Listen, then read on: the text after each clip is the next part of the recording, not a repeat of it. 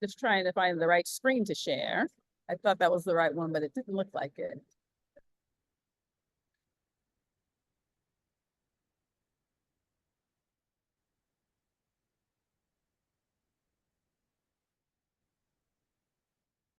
So I'm going to be talking about and specifically with podcasting.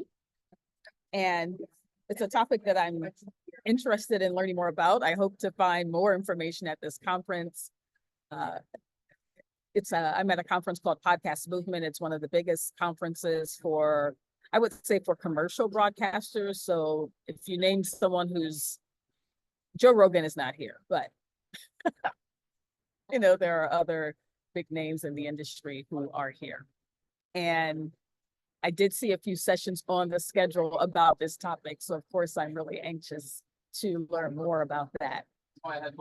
And I'm going to make this presentation a little bit compact.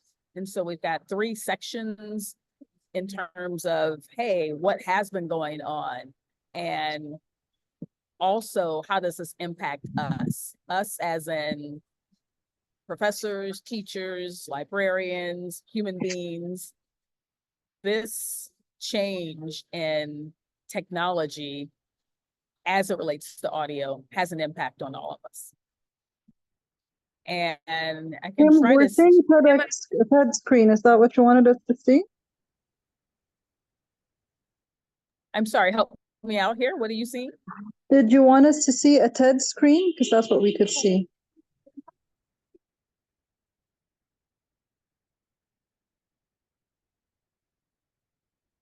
Oh, and now you're muted, I think. My mic says it's on. Let me do one thing at a time, if you don't mind, please. I'll try to do the share screen and then I will handle the audio. I don't know why this TED keeps coming up. I cannot tell you that.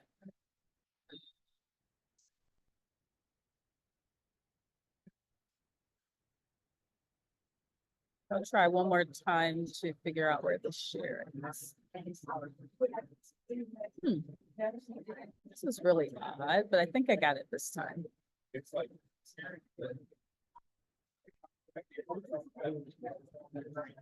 And I don't know if it's just a Zoom thing, but when I'm clicking on my presentation for the share screen, it's showing me the presentation and not the TED screen. I have your slides. Did you want me maybe to share my screen and you speak over them? I don't think that's going to work because my audio is embedded in the presentation. I don't know if the audio is with yours. I'll just try to do it one more time to see if it works. Hover over to edit.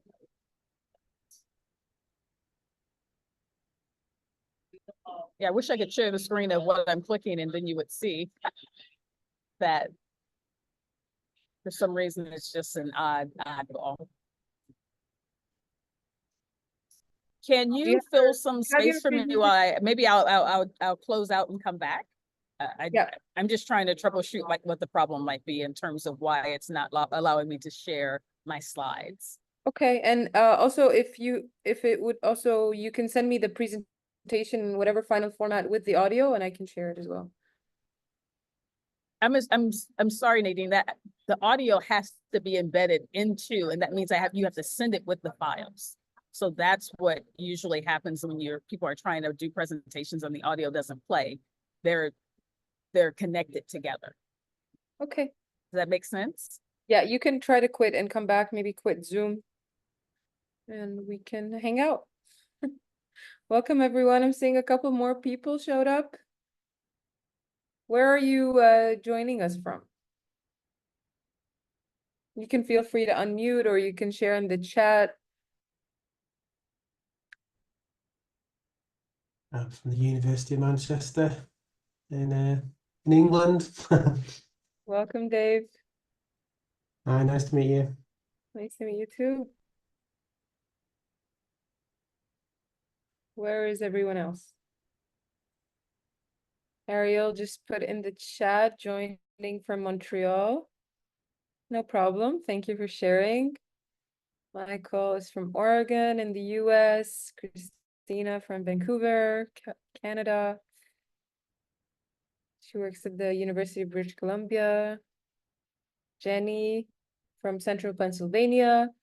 And David is joining from Vermont, and Shahinaz is joining from Vienna, Austria. Welcome, everyone. Thank you all for being here. Let me ask you also to check in with yourself and tell us how you're feeling today.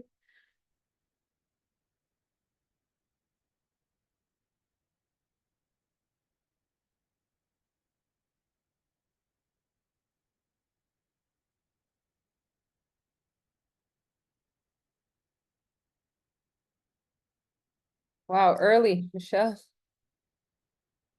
I hope you have your cup of coffee or fruits. Same for Christina.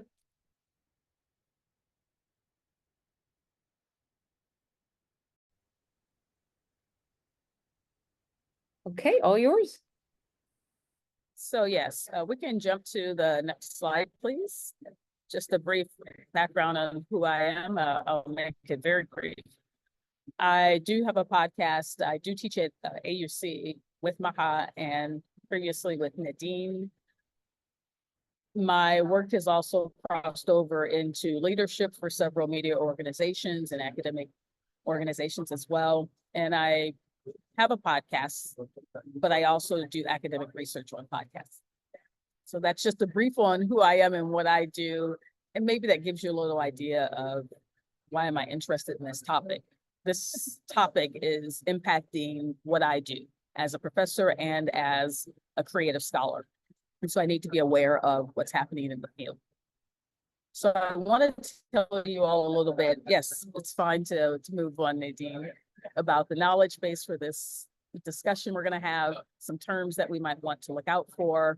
Definitely AI and audio and podcasting. The focus really is on deep fakes.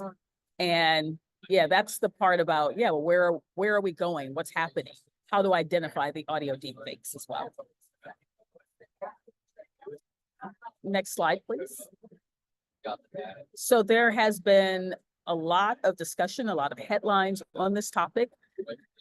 The terms that are being used, which we're going to talk about a little bit, will also be helpful. Things that you need to be on the lookout, conversations that you can have with your students and your families. And these are some of the headlines that I've come across, but this was probably in the last 6 to 12 months. These headlines are even more constant now.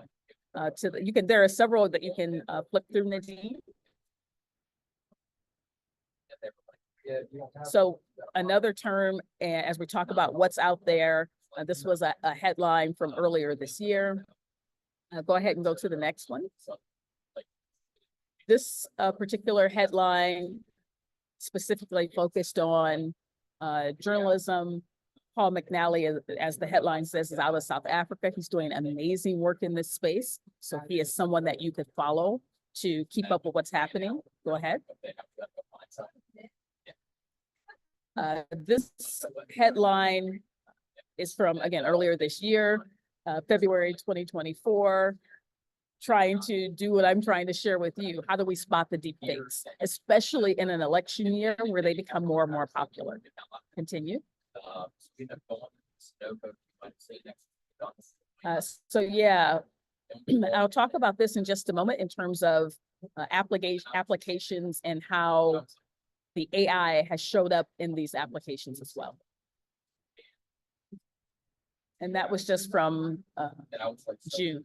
So yeah, these last two are from June, audio deep fakes. It's a lot of noise, but it's about something. So we want to get into that for sure. And next. Got it. So here we are at the terminology. Next. Yeah, there's supposed to be a quick use the chat to type in your response to this acronym, So I called my dad, I called a couple people to pick me up. if you would Yeah, like. we came in. If we don't get any responses, I guess I'll have to tell you, or should I leave it as? Thanks, Kirsten. But yeah, it's too early. Virtual something. Thank you. I worked hard. I was thinking, Virtual. It's either virtual or if it's not virtual, what could the V also mean? I'll walk you through it. it's like, Voice, like, voice user interface. I'm trying to fast forward, move the slide forward. Nadine? Voice user interface. There you go. See at the top? There we go. So not virtual, but voice. So the thing about AI is we have been using it. It's being used and it's so intricate in our lives right now that we sort of, just take it for granted that it's there. We're using it in education. You think about something like a Duolingo, for example, how you get some customized language learning in healthcare. Some of the stuff that the doctors are doing is automated in a way that's using something like a voice user interface. Even when we think about customer service, you get on the phone, press 1 for this, press 2 for that. So, and sometimes you can press 1 or say 1. So you've got some sort of interaction and engagement and exchange going back and forth. And entertainment is getting in on this in some unique ways where a story can have a prompt and then you can decide where the story will go and it will give you some selections. So this voice user interface is already there and that is an AI base. Next. So the terminology that we want to look at, TTS, if you want to go to the chat again with, like what does TTS stand for? That one is text to speech. It's one of the most popular ones. And I'll talk a little bit more about that shortly. Voice synthesis is different than voice cloning. I'll talk briefly about voice cloning first, but we can go to the next slide where I think I might have, no, right here, stay here on the deepfakes. Voice cloning is my voice is being cloned. Voice synthesis is different from that. We're trying to get to a space where that voice sounds like a human's voice.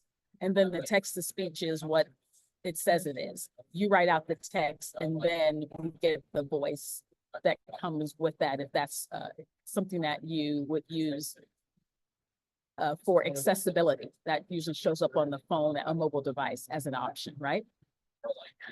Before I move on with any more descriptions on those terms, another term that we're talking about is deepfake. And since I have that journalism background, like, is it one word or is it two? Very small detail, but very important detail. Anyone want to take a guess? Oh, where are you at? You don't see the...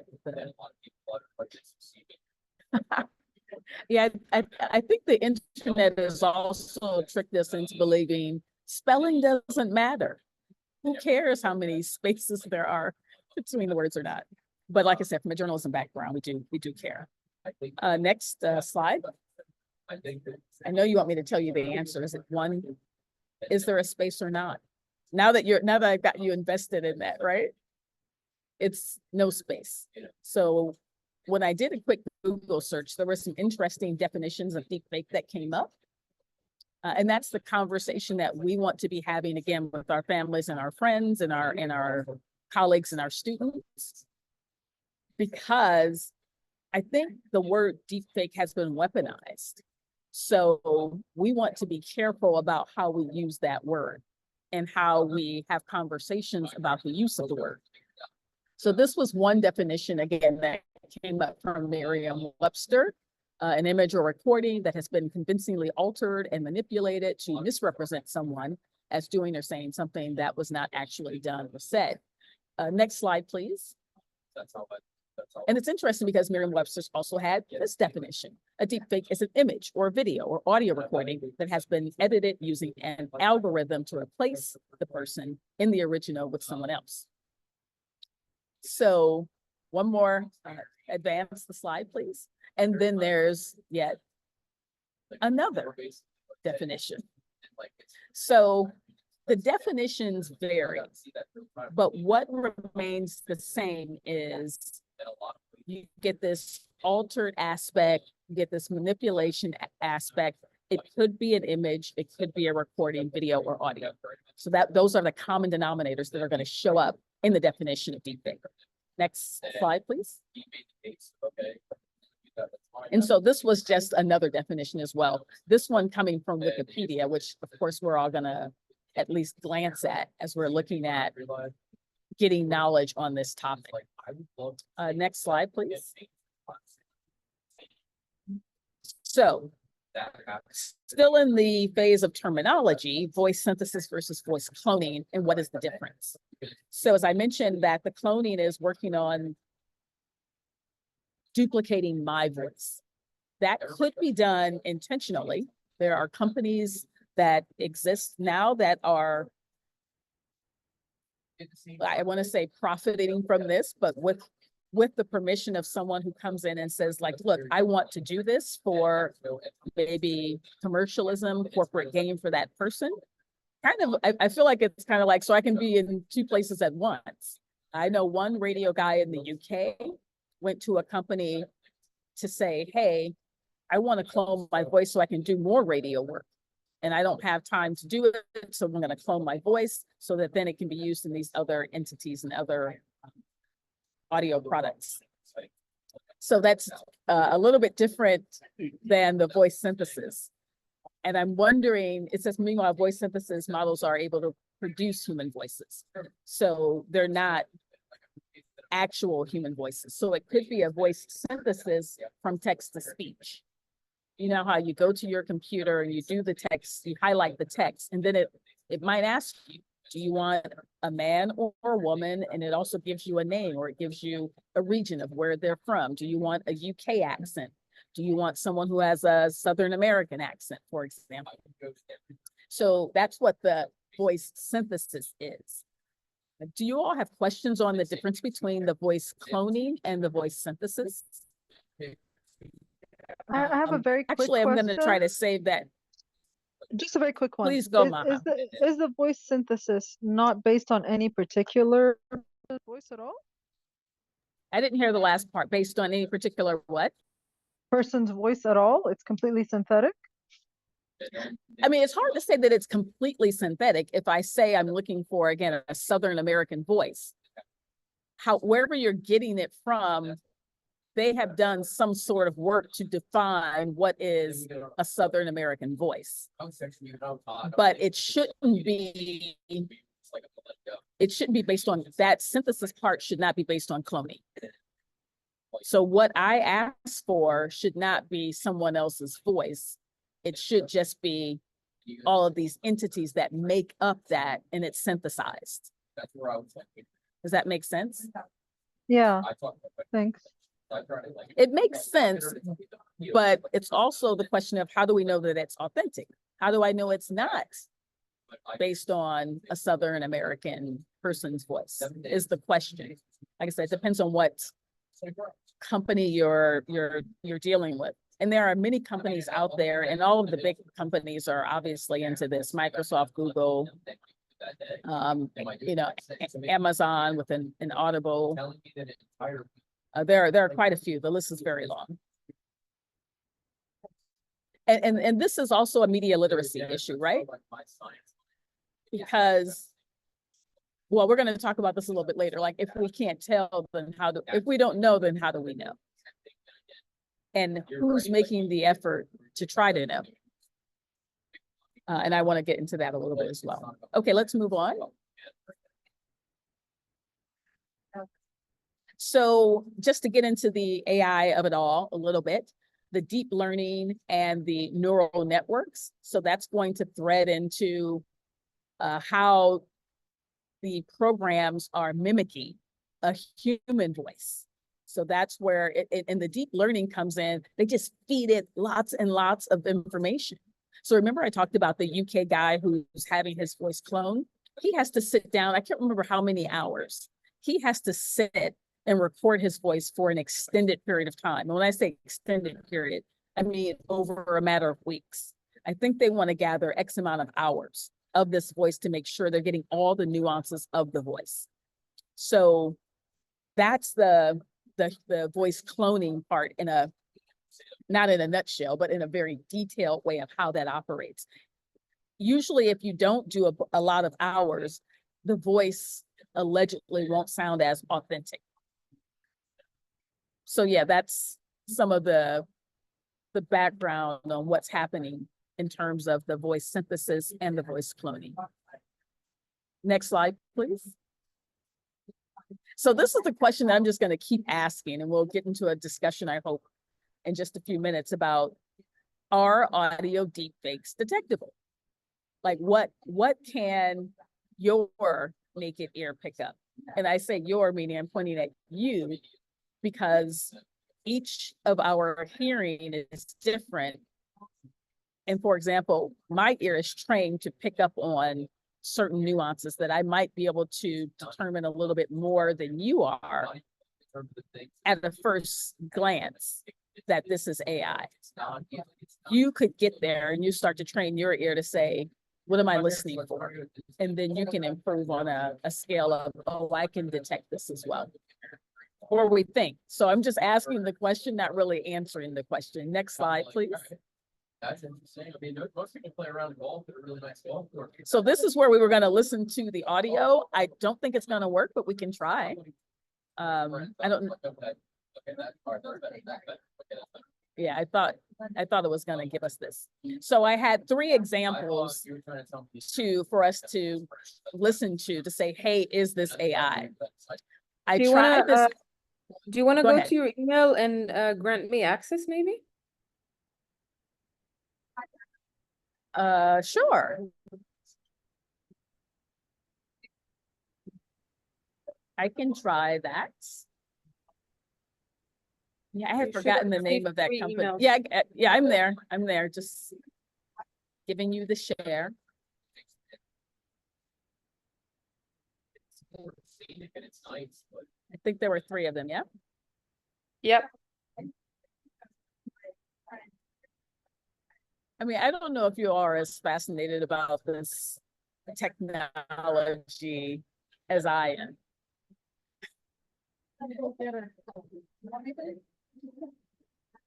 I don't know. I don't know if you are as excited about this technology as I am, but I'm sorry, excited and afraid. Right? It's like, this is crazy. So maybe we'll get it.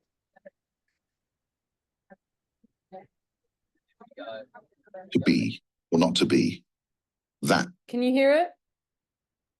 Yes, I could. Okay, let me also just share quickly with my audio. Okay, are we ready for the first one? Yes, go ahead. to be or not to be. That is the question.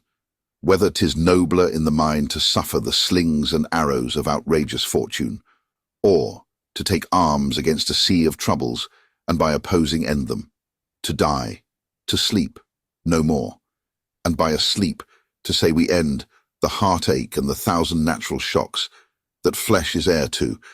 'Tis a consummation devoutly to be wished, to die, to sleep, perchance to dream. Ooh, everyone knows that one, right? What I did, I'm okay. Maybe not. So I ran into. let's listen to the second one. Yeah, oh, I already said that. And let us once again assail your ears, that are so fortified against our story, what we have 2 nights seen. That one was short. Next one.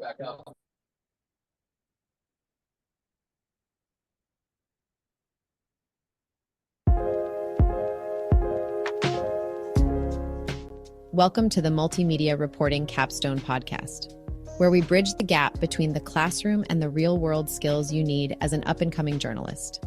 I'm your host, and today we're going to recap some vital tools that will propel you into your career with confidence. Let's jump right into the group presentations you all worked so diligently on. It was inspiring to see your creativity and dedication on display. Remember, the feedback you received isn't just a pat on the back or a point for improvement, it's a roadmap for your next steps. By the end of our return from spring break, your updates should be in full swing, breathing new life into those projects. Now, I know looming deadlines can send shivers down the spine, so let's tackle the elephant in the room. Your individual projects need to be submitted soon as well, but let's not get too ahead of ourselves. Okay, so that was just a brief. So before we go any further, I'm looking in the chat. What I learned is that Somewhat, Christina says, so hard. She thinks number 3 is a person. Maha, I think, is skeptical because 3 didn't have a name. So that sounds AI. Michelle says 1 is human, 2 is AI, 3 is yikes. I don't know. Exactly. It's yikes. I don't know. Nadine says 2 sounds like AI, 3 is AI. See, we're all over the place, right? That's why I'm like, the ear is just like, and I guess my question also for you is like, why did you pick the one that you think is AI and why is it not? And you have your reasons, right? So let's, for the sake of time, let's go ahead and move to the next slide where the answer is given to you. They're all AI. What? Exactly. Wow. Right. Now you're just like, what just happened? Now, and actually, I think now you want to go back and re-listen, right? Because you feel like you've been duped, you've been fooled. How come I couldn't figure this out? I thought this was this and that was that. But that's where we are in this. The first one was 11 Labs. I don't know if we were tricked by that one because he's got this British accent, he's doing Shakespeare, the pacing. It was just very well done. 11 Labs is the one that I talked about that the UK guy has been using to clone his voice. They are at the top of the game in this field of doing the voice cloning. Respeecher isn't new to the game. They're doing a lot of things commercially, but I think we'll see them do some more things on the consumer side. And Wondercraft is pretty cool. So I used Wondercraft. This was a text to speech. So someone said like, yeah, what could you ask them to do? I'm like, well, I kind of want a woman who kind of sounds like a professor. She's very professional, but a little bit casual. So I could add these details of how do I want the person to sound. And then they added the music so it sounded a little podcasty. But Wondercraft is something that you can experiment with on your own. You might be able to experiment with 11 Labs on a limited basis, but they really want the money because that's where they're making a lot of profit from. So let's go to the next slide, please.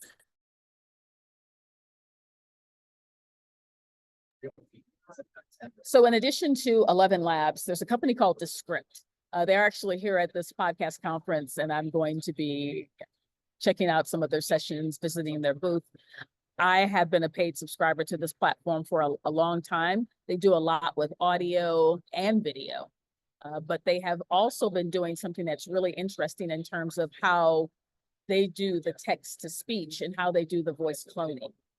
A lot of radio and audio people have gone to this company to help streamline a process of making audio. So, we're human beings, we're creating audio projects, and you make a mistake. So typically when you make a mistake, you have to stop and start over. Well, the script will say, you can go back to the text and you can edit the text and it will then clone your voice to fix the text as opposed to you having to redo, let's say, a full 10-minute segment. So in that regard, it is time efficient, but it is also cloning your voice. And what we need to know on the back end is, well, what else are you doing with my voice when you're cloning it?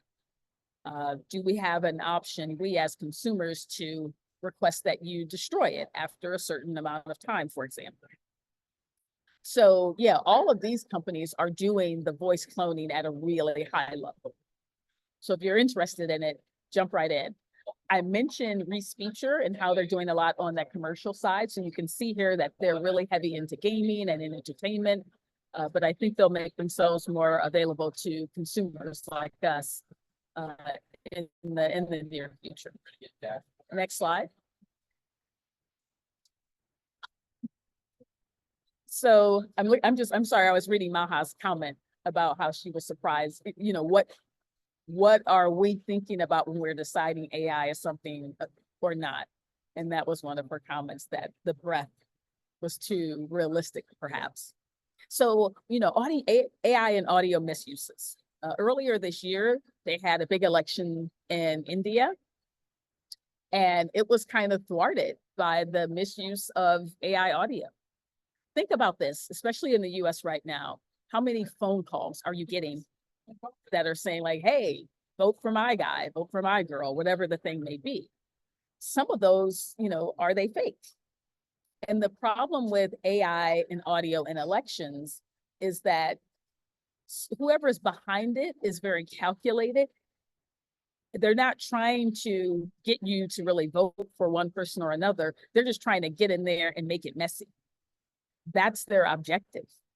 So so that's why the bullet point number 2, that some of these distractions are released days before the election. They become a talking point. They're a little bit murky, and people start to distrust the process altogether. But these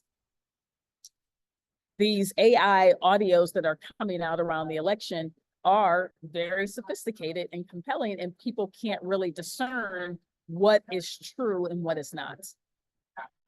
Next slide, please.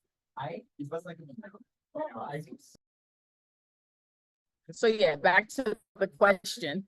No, you can go ahead. Back to the question. We're just gonna rip through it because I think I want to make sure we have some time for questions. Are audio deepfakes detectable? So let's look at this. If you're really trying to detect what is AI, here are some things. You want to look at the inconsistencies in the audio. I think Maha mentioned this. What is it? Natural speech? Is it unnatural? Remember when Siri used to sound really robotic? And Siri sounds a little bit smoother these days. Siri being the voice for iPhones and Apple products. Think about and listen for background noise. That one is not as prevalent, because what do you mean by background noise? Like, I have background noise where I am at, or does it mean like a white noise kind of background noise? Then there are contextual clues, the last bullet point, talking about verifying the context and plausibility of the audio content. I guess in some cases, like what is being said. But if you're doing text to speech, maybe you have already verified what is being said. And I know you like how I added the Adobe Firefly image credit, right? I'm trying to use all the sources. Next slide, please. The unnatural speech could certainly be fake, because you're right. I mean, like I said, with that third example that we heard, I specifically asked it to sort of, you know, take some longer pauses. So you're right. So the thing about this human detection is, and I wrote the term TikTokification of it all. That's because, again, we are already entrenched in AI. So people who are using TikTok and social media are getting bombarded by these deep fakes, but it's sort of entertaining. And it's, you know, it's all fun and games until it's not. And you really want to know, is that fake or not? And so we're kind of ignoring the fact that it's fake. We don't really care. It's for entertainment. Why does it matter? So I think that's something that, again, we need to have this conversation with our families, our students, to have a media literacy component of it, that, well, it really does matter. We really do kind of need to know in certain instances. And so the case becomes a point of, when are those instances where we think we need to know that something is fake or is not, and whose job is it to check it? So I want to hit the next slide. Yes. There are some companies out there who have developed some tools to help you decide, where you can insert the audio into an online platform, and they will help assess the authenticity of the audio that you share with them. So one of them is called Witness. Next bullet point. There's one called Content Authenticity Initiative. That is, to my knowledge, that is an Adobe product or an Adobe initiative, and they are heavily involved in that. And the third bullet point, please. content provenance and authenticity. And these companies are not necessarily working independently. They do have some efforts where they are coming together as well. How well do these tools work? I think it's still a toss-up. I did try to play around with some of them to, I think it was the third one that I made from Wondercraft with the music. I put that in and it didn't necessarily fully tell me. I didn't know if the music confused the tool. Next slide, please. Okay. I'll get to Rebecca's point in just a moment. So this is the Content Authenticity Initiative platform where you put your audio in. This is just what it looks like and how the results will display for you once you uploaded your file. Next slide. So I think this is all also to say, if it's a deep fake and it's trying to thwart elections, like, why does it matter? And what's the repercussion? So I wanted to just share some brief information on who's doing what in terms of guidelines, policy, and regulation. Next slide. Forward. Australia doesn't necessarily have a policy, but they are working on something. Next. The USA, you can just go ahead and go through those. I think there are 3 or, yes, right to China. So all of these countries have something. No one has anything definitive and no one has a law, like a hardcore law. But what most countries are also doing at this point, countries, states, because I think there's a state in the US that specifically has something. They're just saying, we'll go to an existing law and we'll put this, you know, as a sub point within an existing law, or just based on what the existing law is, AI already falls into that. For example, that might, for the US, that might be the FCC. And the source came from the Global AI Law and Policy Tracker and also the Global Regulatory Tracker. You can go to those websites and you can see the full list of what country is doing what. Next slide. So yeah, this brings us to our discussion. Should we have a shared global AI policy for our audio? And the other part of the discussion is, you know, can you spot a deep fake? And what are those parameters for what we're spotting? Should we have policies in our classes about this or at our university campuses? This is all the up for discussion part. Next slide. I think this is wrapping up. Oh yeah, wrapping up with one more thing. Back to the final question, are audio deepfakes detectable? Next. Dum, dum, dum, drum roll. Is the answer yes or no? Yes and no. It's like sometimes you can spot it and sometimes you can't. So that's it for my presentation. Now I'm ready for your feedback and your comments. I will start with Rebecca, since she was jumped in. And you can, yes, there you go. Thank you, Nadine. Try to remove a bunch of these things in the background breathing. We create e-learning. So yeah, that's another thing when I work with students in the audio editing, and they'll want to go through and remove all the silences. And that's the first way we know that it's been edited, because I'm like, no one speaks like that.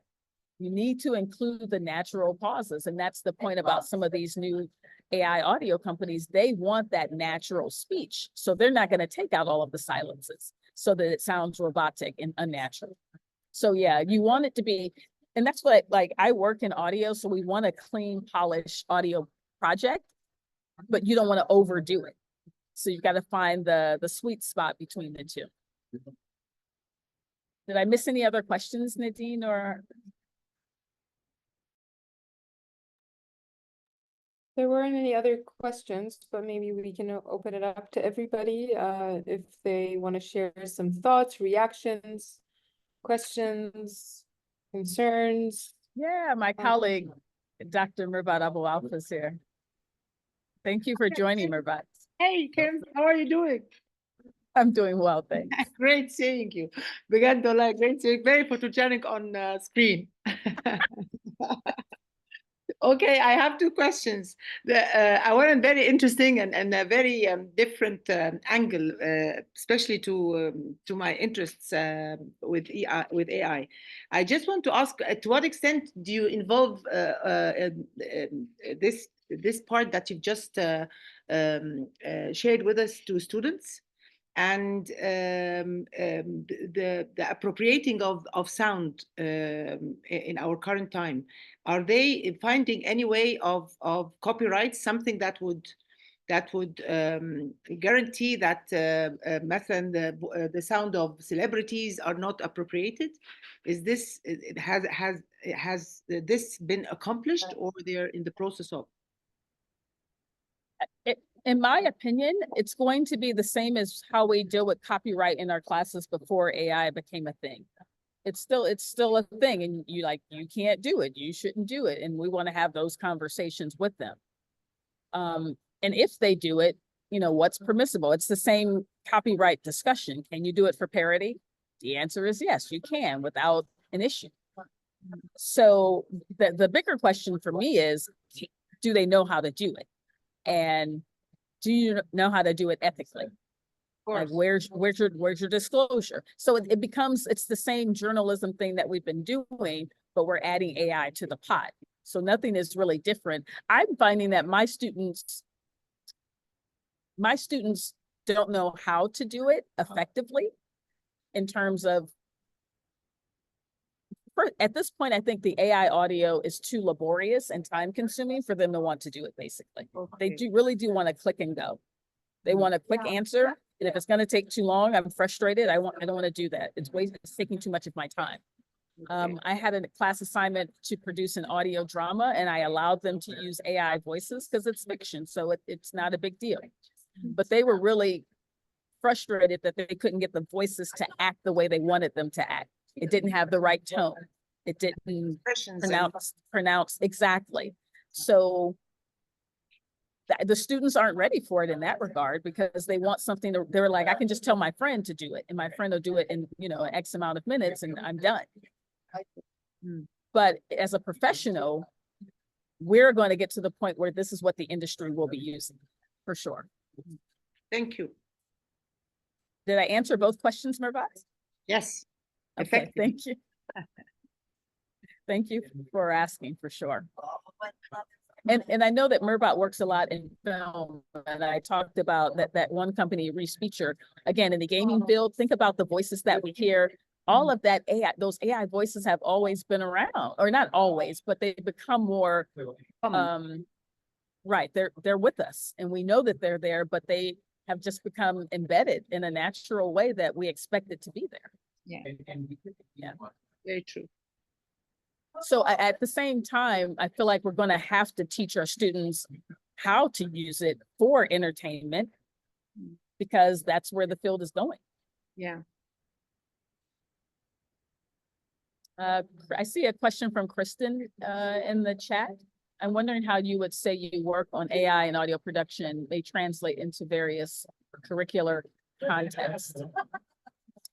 Because I teach audio production, I feel like I'm obligated to teach the students in some regard how this works, or how they can use it ethically and with disclosure in class and for class assignments. So the point is disclosure. Like, you have to say that you've used it and how you used it and what tool you use. Like, there are a lot of steps, and that's the problem. Students don't want all these steps, so they'll just say, I'll just do it a different way. So I have assignments in class, and that's how it gets embedded into my course curriculum.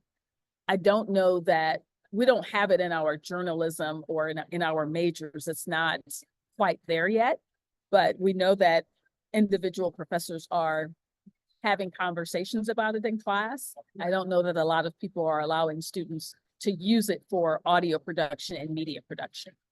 Of course, we don't want our students to use it in class, or some people. I'm on the fence about it.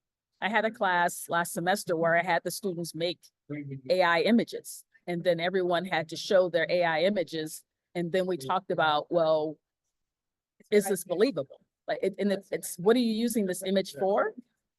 And do we need to know that it's believable but can you detect what's wrong with the image? Like, we know a lot of AI images are missing digits, for example. So that kind of thing. Just getting the students to pay attention to those details and those nuances. And I don't know that they'll listen to audio like that to try to pick up on, is it fake or is it real? Is that what you're talking about, Rebecca? Okay, I'm making my students make an AI use statement. I think that's really helpful. They should be a part of the decision process because I want my students to try it, right? The multimedia project course, exactly. The AI tools.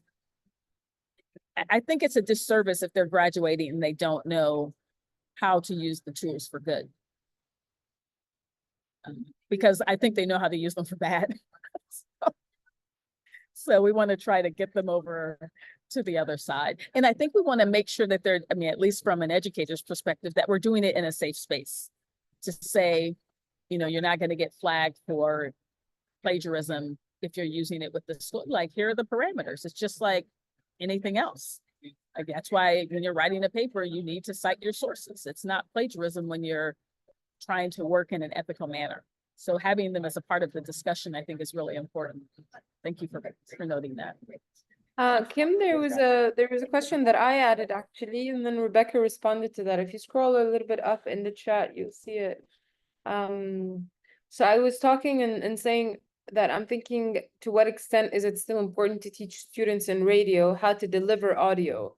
So I'm thinking maybe AI tools for cloning especially would be much better by the time the students graduate, and maybe they don't need to learn these skills anymore. And also similar to how it is for writing, but writing is also different in a lot of different ways. And then Rebecca was commenting and saying, I've thought about that. I can just write the text for my slides and have AI do the audio for me. Would that be faster than recording and editing it myself? I just think it depends on what the final output is. For accessibility purposes, it's nice to have something available for everyone. For Rebecca's point that she's making. But they could also do their own text to speech. You've already provided the text, so you don't necessarily have to make that step of also giving them a version of the text to speech. And for Nadine's point, I think we're just in this, we're in at a fork in the road, for example. I think obviously we still want to have conversations with humans. So to say that I shouldn't teach students how to be professional announcers. Just for podcasts, just for audio recording, especially, not conversations and not podcasts that are centered around interviews or conversations or. I think the problem that we run into is they are then dependent on having an AI voice to know what is a proper delivery style. So they would lose a point of reference of a human being having done that first. And remember that AI voice is going to be a little polished. So what we know at least what I know in radio is we're trying to get people to deliver more casually with your natural abilities. And that might include some slang or some different language and phrases that AI might not be familiar with. So the AI would be less authentic. So you lose the authenticity in just having an AI base. And if everyone's just using that as a training point, then we're just losing that connection, right, of the human being. Does that make sense? I'm talking off the top of my head. I just think it has an impact, but the impact is the human component. I think there's another question down here. Oh, several points. Right. We need to learn exactly. It's the non-perfect English. And the AI will give you that perfect English, but what we appreciate in each other is our ability to not be so perfect sometimes. Critical podcasting literacy, for sure. The literacies are everything here. The media literacy, the digital literacy, the information literacy, that all falls into when I talked about the elections. It's just like, we need it, but also when I think about the young people, I'm like, do they care? And we have to give them a reason to care. Because like I said, when they're on TikTok, they're like, it's entertainment. What's the big deal? So the literacies are the important point. It's not that, what's the big deal? It's that you should know. And oftentimes when I'm consuming content, I just want to know, is it fake or is it real? And then I can, okay, I can treat this with a grain of salt because it's fake. It's not a big deal. It's entertainment. Coming to a, oh yeah, oh wow. Time did fly. So thank you all. I would like to hear more from Kristen you. has her hand up. Yes, Kristen. Yeah, Kristen. Kirsten. Hi, this has been fantastic. I just wanted to ask a question building on what you, Nadine, and you, Kim, just talked about. And I'm just wondering, Kim, do you talk with your students about this like norming and homogenizing effect of AI audio output? I mean, we see that in other realms. And I think, you have written a lot about how cultural dimensions in many ways get lost with the use of AI. And I'm not in journalism or podcasting or anything, but I know from a colleague at my institution that she addresses with students this question of what is like the perfect, and do you need to be perfect in podcasting, right? Like, what does it mean if you adjust your voice to fit certain norms, and why maybe do you want to disrupt that? Do you talk with your students about that now, specifically also through the lens of AI?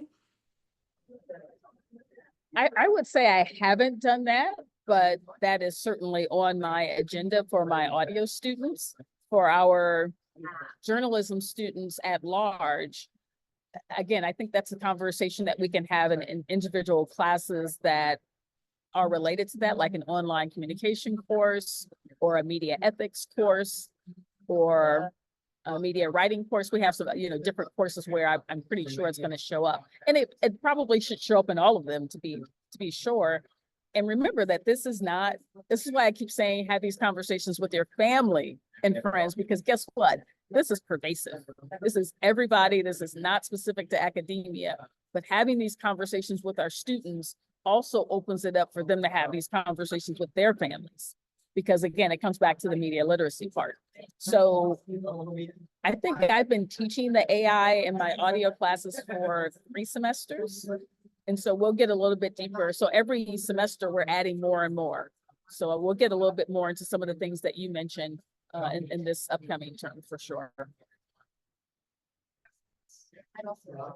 One more point from Ariel, if you don't mind.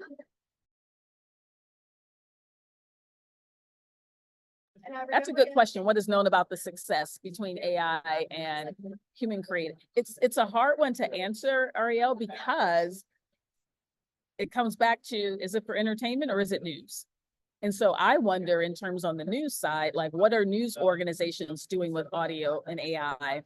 I know they're doing a lot on the production side, and how are they disclosing and how are they determining that this is successful for us, meaning that news organization to use or not? And then what are their viewers, listeners, readers thinking about their use of AI?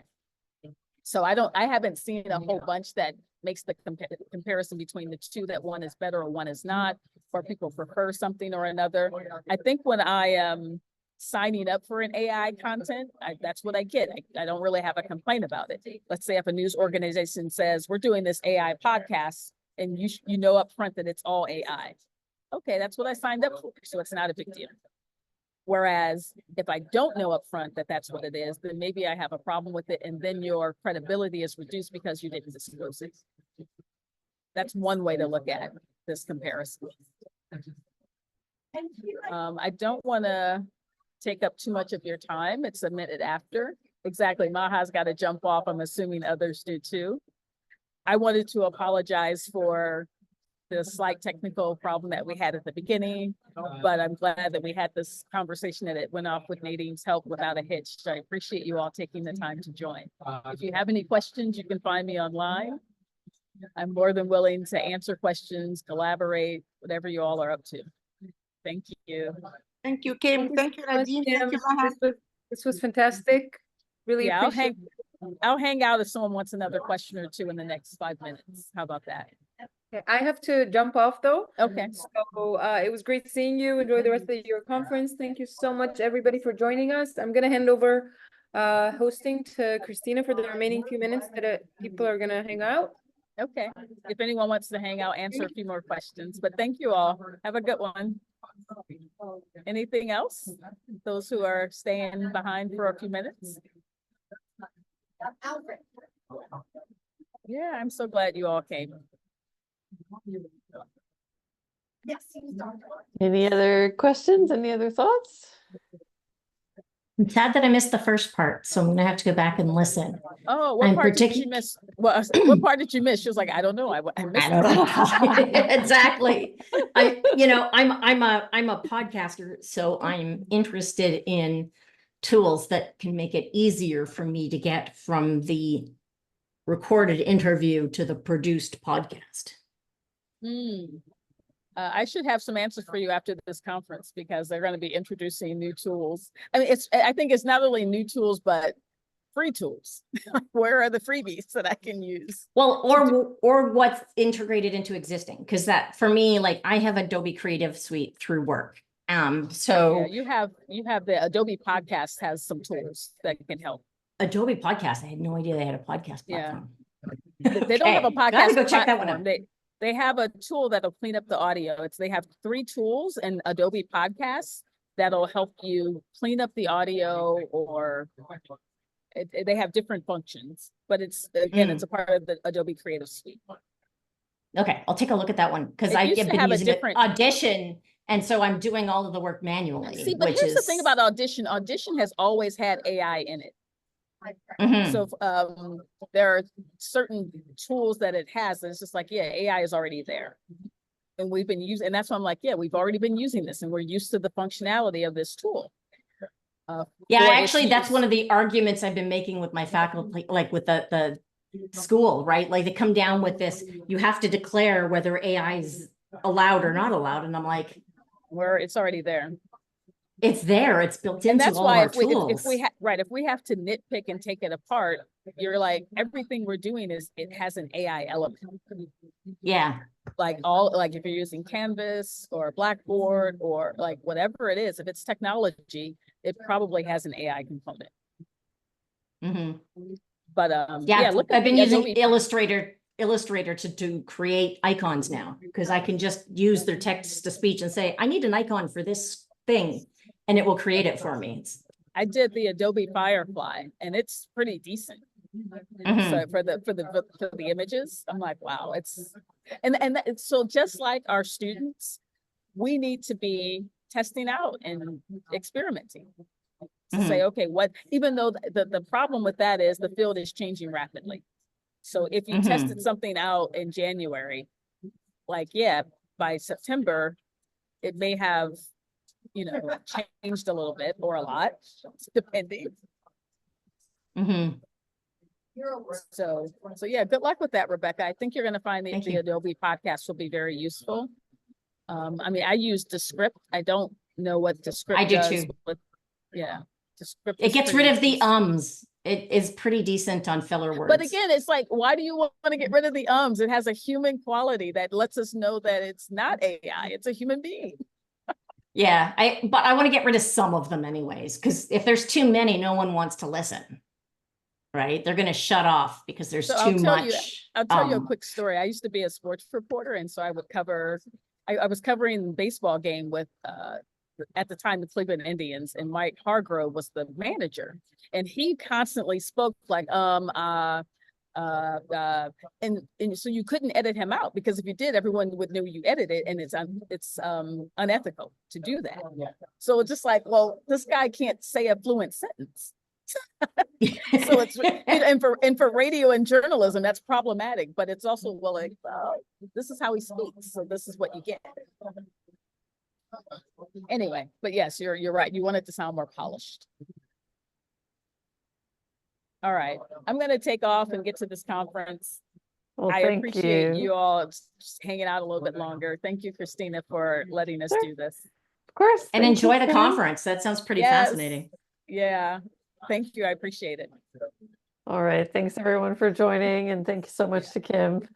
All Thank right. you. Have a good Have a rest of good your one. day. You too. Bye.